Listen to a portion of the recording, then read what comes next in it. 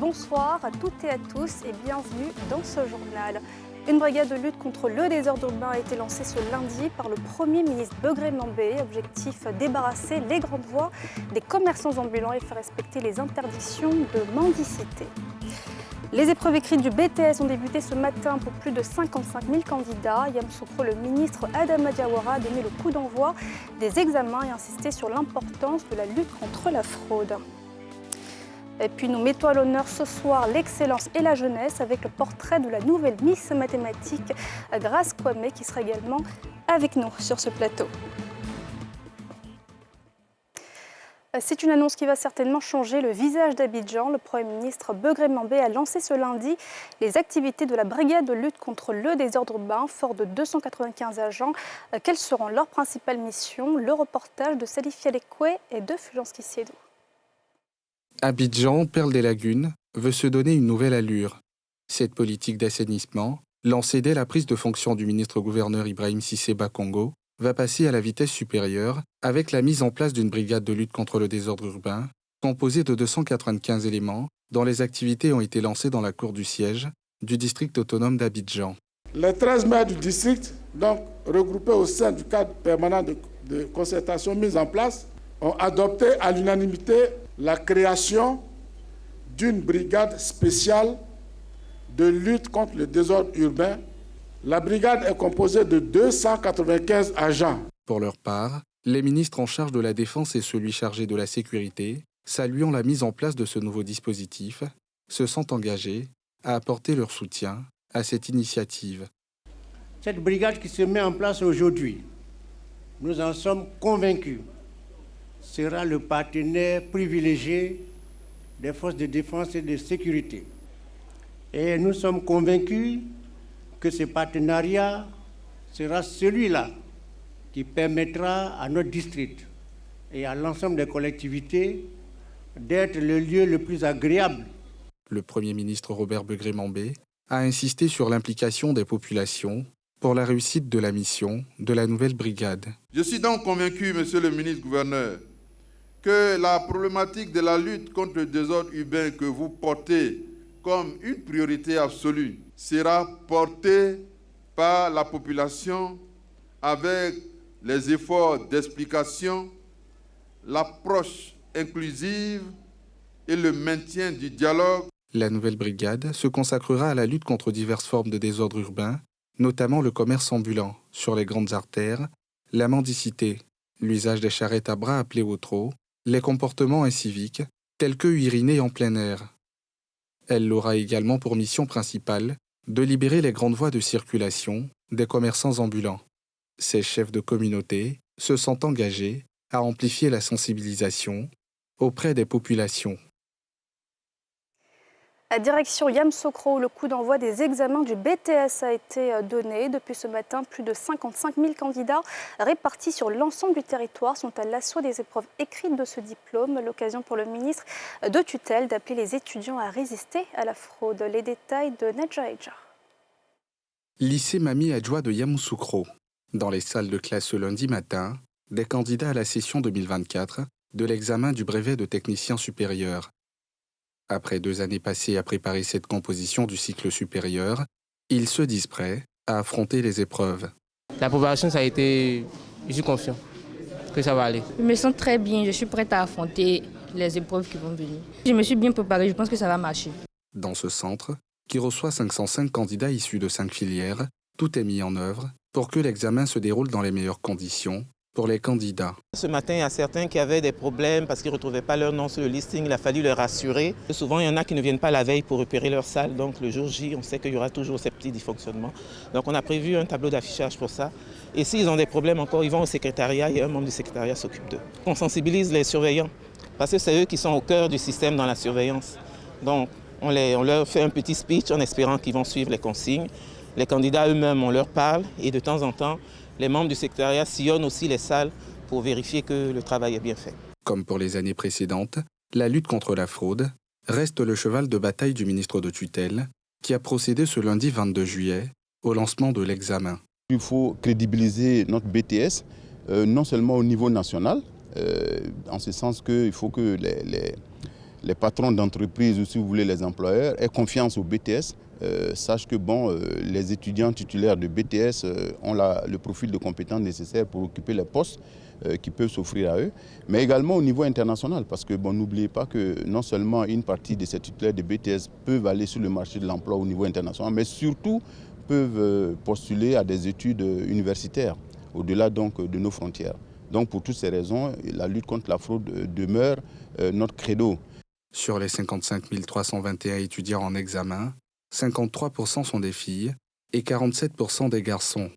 La répartition des candidats par filière est quant à elle de 33,85% pour le parcours industriel et 66,15% pour les étudiants inscrits dans les filières tertiaires. Et pour ceux qui n'ont pas eu la chance de poursuivre leur scolarité, le gouvernement lance un nouveau programme d'aide à l'emploi. Il vise à recruter 300 jeunes pour des formations dans 8 métiers d'aide à la personne. Et dès le premier jour des inscriptions ce lundi, les candidats étaient déjà nombreux, comme nous le montrent Timé Danger et Kim Eric dans ce reportage. Foyer du lycée technique d'Abidjan. À l'intérieur, les premiers prétendants du programme de recrutement de 300 jeunes à former dans 8 métiers d'aide à la personne. Pour leur inscription dans la discipline, un protocole bien suivi par la chef des opérations. Nous avons 8 métiers et sur ces 8 métiers, nous avons 14 jurys qui sont composés de professeurs, des professionnels de ces métiers-là. Donc ces jurys vont s'entretenir avec ces différents membres du jury pour connaître un peu leur capacité à pouvoir exercer le métier qu'ils souhaitent avoir. Sont concernés pour cette session 8 métiers, à savoir majordome, gouvernante, lingère, cuisinière, nounou, ménagère, aide-soignante à domicile et agent de nettoyage. Des métiers dits stéréotypés qui aiguisent bien d'intérêt. On a souvent des personnes qui sont négligées, leur métier n'est pas valorisé, ils sont payés avec des salaires qui souvent ne suffisent même pas. Donc nous, on va les aider à être reconnus aussi par l'État ivoirien, être valorisés à travers un diplôme. Parmi les candidats, des déscolarisés sans qualification professionnelle venus saisir cette deuxième chance d'avoir un diplôme et un emploi. Je suis un plombier sans qualification.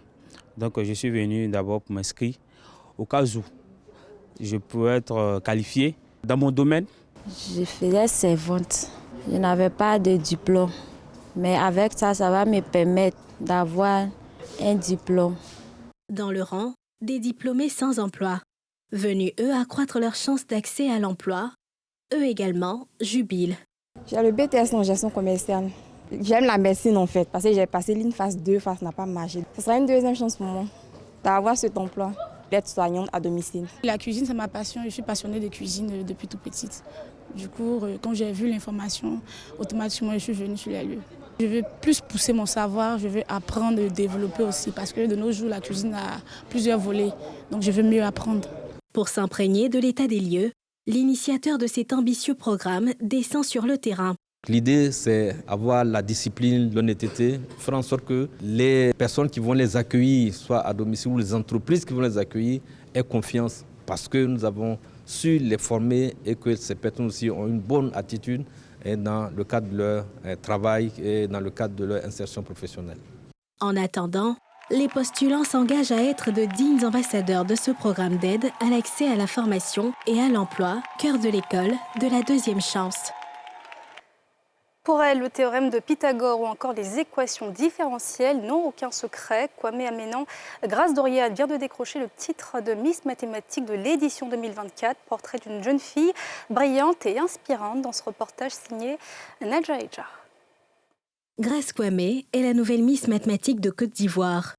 Un rêve qui se réalise pour cette jeune fille de 16 ans, issue du lycée scientifique de Yamoussoukro et titulaire du baccalauréat session 2024. Moi, je me disais que je ne peux pas être la Miss Mathématiques. Si je fais partie des lauréates aussi, ça serait un grand miracle. Donc, je ne m'intéressais pas vraiment. J'étais concentrée sur les résultats de mon bac. C'est ce que j'attendais. Bon. Et puis, ils ont appelé mes parents pour dire que je fais partie des lauréates. J'ai dit ok, mais je pensais juste que j'étais parmi celles qui ont eu la moyenne. C'est fou en fait, c'est un truc c'est extraordinaire en vrai. Hors du podium, Grace est ce qu'on pourrait qualifier d'enfant modèle. Réservée, la jeune fille a toujours eu un parcours scolaire brillant. ce qui lui a valu de ne passer que 5 années au cycle primaire, au lieu de 6, après avoir été surclassé. Une fierté pour ses grands-parents qui la reçoivent durant ses vacances scolaires. Ce que je n'ai pas pu réaliser, quand je me rends compte que mes enfants ou mes petits-enfants sont en train de faire, je suis heureux. Elle était très brillante au C1. Les tests qu'ils ont organisés dans l'inspection, elle était excellente. De ce comportement d'enfant jusque-là, elle n'a pas changé. Hein? Elle a gardé toujours la tête froide et c'est ça qui a payé. Durant l'année scolaire, c'est à Yamoussoukro que réside la nouvelle Miss Mathématiques. Issue d'une fratrie de 3 enfants, dont elle est l'aînée, grâce à pour source d'inspiration ses parents. Mes parents m'inspirent, ils m'encouragent à chaque fois, même que souvent il y a des notes qui baissent un peu. Ils sont toujours là pour m'encourager. Le soutien des parents, c'est vraiment quelque chose de très important. Il y a des problèmes qu'un enfant ne peut pas supporter seul. Il faut qu'il en parle à ses parents et tout. Mais si il n'y a pas de soutien au niveau parental, ça sera vraiment un peu trop compliqué. Avec sa bourse d'études de 30 millions de francs CFA, couvrant un cursus de 4 ans à l'Université internationale de Grand Bassam, celle qui caresse le rêve de devenir ingénieure en aéronautique pourra poursuivre sereinement ses études supérieures et continuer à bénéficier, à l'instar des candidates précédentes, de l'appui de la Société mathématique de Côte d'Ivoire. D'autres filles sont allées dans les classes préparatoires aux grandes écoles, soit à l'INP-HB à Yamoussoukro, soit dans les classes préparatoires en France ou aux États-Unis d'Amérique. Et je peux vous dire qu'à l'heure actuelle, une de nos lauréates travaille à la NASA aux États-Unis. Alors que le concours est à sa 18e édition, pour la société savante à l'initiative de ce concours, le bilan est satisfaisant. Le concours est aujourd'hui reconnu comme un instrument de sélection des meilleures filles, des filles les plus brillantes de notre pays. Chaque année, on a de plus en plus de candidates qui se présentent à ce concours-là. Le concours Miss Mathématiques a été créé en 2000. Il vise à créer une saine émulation entre les établissements secondaires de Côte d'Ivoire, mais surtout à encourager la passion des jeunes filles pour les disciplines scientifiques et technologiques. Et la Miss Mathématiques 2024 est notre invitée ce soir. Bonsoir Grace, merci d'être avec nous ce soir. Bonsoir. Félicitations pour votre parcours, mais aussi votre titre. Qu'est-ce que vous avez ressenti lorsqu'on vous a posé ce diadème sur la tête? Vraiment, il y a eu de la joie. J'étais vraiment très heureuse. Et puis, je me disais que c'était la grâce de Dieu et tout et tout. Vous avez donc été la meilleure parmi plus de 600 participantes. Comment votre attrait pour les mathématiques est né? Qu'est-ce qui vous plaît dans cette discipline? Ce qui me plaît dans cette discipline, c'est que je suis vraiment à l'aise avec cette discipline. Et mon amour pour les maths est né au cours du premier cycle où vraiment je me sentais très à l'aise. Et j'ai eu aussi des professeurs qui m'ont beaucoup inspirée et tout. Que répondez-vous à ceux qui disent « Non, c'est trop dur les mathématiques, les chiffres et tout, on n'y comprend rien ». Vous répondez quoi? Je réponds juste que chacun a ses priorités. Si tu fais des mathématiques tes priorités, bien évidemment que tu seras à l'aise avec les chiffres et tout. Est-ce qu'il y a peut-être aussi des qualités à avoir ou à développer pour exceller dans cette discipline? Des qualités, il faut plus de la concentration. Beaucoup être concentré afin de pouvoir exceller dans ce domaine. On va parler de votre participation donc à ce concours. Comment est-ce que ça s'est déroulé? Est-ce que c'est un professeur qui vous a inscrit, vos parents, ou c'est vous-même qui avez décidé toute seule? Il y a eu déjà une sélection au niveau des établissements et je faisais partie des filles qui ont été sélectionnées pour participer au concours. Et qu'est-ce qu'on gagne alors? Vous avez gagné quoi? J'ai eu déjà une bourse d'études à l'Université internationale de Grand Bassam à valeur de 30 millions. Et j'ai eu aussi des ordinateurs et un drone même. Et j'ai eu aussi d'autres dons, d'autres chèques et tout. Vous venez aussi donc d'avoir le bac, avec le bac scientifique, avec la mention bien. Quels sont donc désormais vos projets? Mes projets? Bon, d'abord, j'aimerais intégrer l'université et puis me perfectionner en mathématiques afin de réaliser mon rêve d'être ingénieur en aéronautique. Qu'est-ce qui vous plaît là-dedans? Dans l'aéronautique, c'est plus la conception des pièces.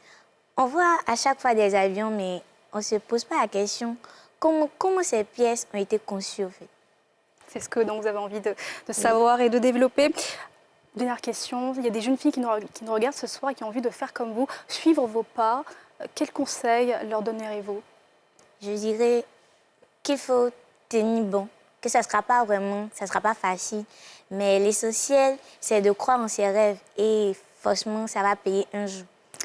Merci Grace d'avoir été avec nous, merci pour ce très beau message et puis encore bravo pour votre parcours et aussi ce parcours qui inspire de nombreuses jeunes filles ce soir. Merci infiniment. Merci.